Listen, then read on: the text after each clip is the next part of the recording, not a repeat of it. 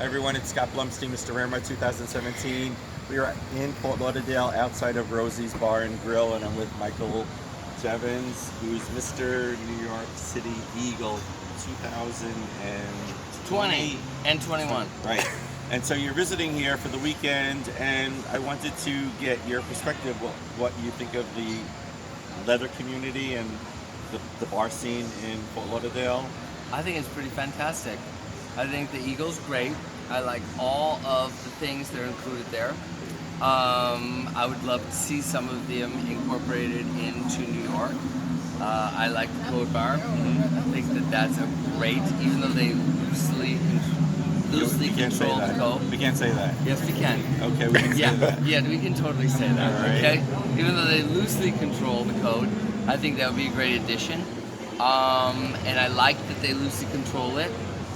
And I think that the store would be a great sort of upgrade addition there.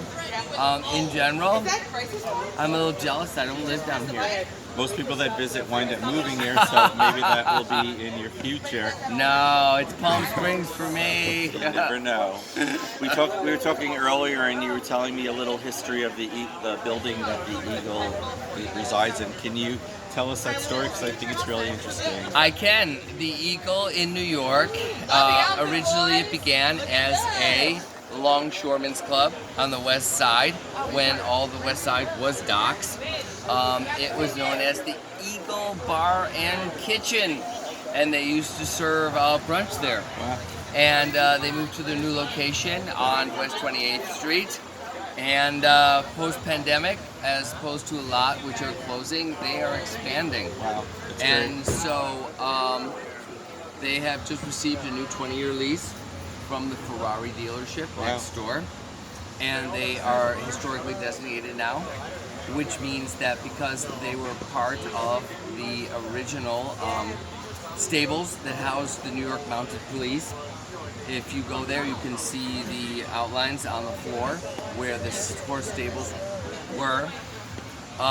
They will be there forever. And they are going to expand their first floor and include a kitchen again, and we're going to serve brunch. And that will be when? That's going to be in late October is our hopeful grand opening. So I would say, safe bet, early November, come and have brunch at the Eagle. Randy and I have been following your Facebook and your journey as Mr. New York City Eagle. Yep. And one of the things that we love about your posts is that you do pictures in urban settings, in leather gear, and you have a hashtag Hot Urban Leather Man. And tell me where you got the idea from that, and did that stem from being Mr. Eagle, or did you do that before? That came from before, and that was a gift to me. Someone very dear to me gave me that. And as well, someone very dear to me gave me my Instagram hashtag. Oh, wow. And I think that that's important. I think that it's very important that people in the community give you things, because it's better than just taking it yourself.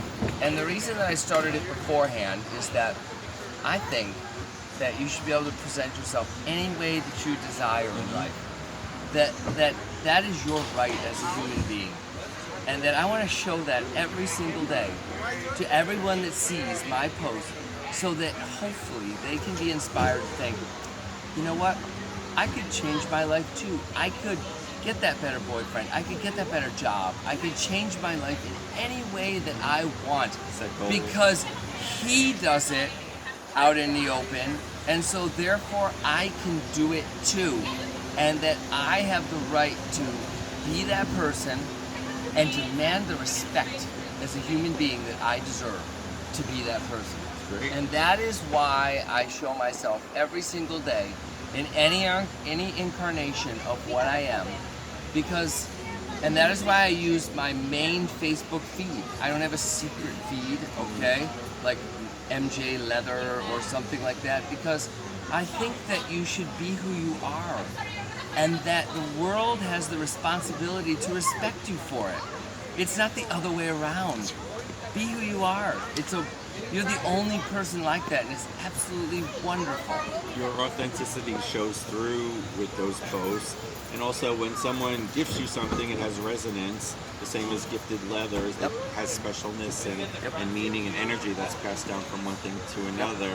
We're on our way to the Ramrod for Enforced Dress Code, which is the third Sunday of every month. And we're running late. It starts at 9 o'clock from 9 till 12. And you have to be in gear to get back there. As far as I know, we're the only bar in the country that does enforce dress code. Is it something that you think that can take root at the Eagle in New York City? That is a tricky thing, because in addition to, it's like a double-edged sword. I feel that, yes, it's important to recognize the heritage of enforced dress code, but as well, I feel that it's very, very important that we welcome everyone, and that times are changing, and the future is here among us, and that different viewpoints are what propel us into the future. And I love that it looks different today, and I embrace that. And so, if it isn't boots and two pieces of leather, that's wonderful. But show me your point of view. Show me what it is. That's what I love, because that is what leather is about. It's about being who you are and being proud of it and making the world respect you for that. It's very true. Is there anything else that you would like to add as a parting thought before we say goodbye and head over to the Ramrod? Yes. Everyone, always remember that your point of view is valid, and that whatever you feel that leather means to you, or whatever it is to you, make it be heard. You know, do it every single day. Show the world proudly who you are, and remember that it is not your responsibility to diminish your light and be less than what you are. It is the world's responsibility to accept you for who you are.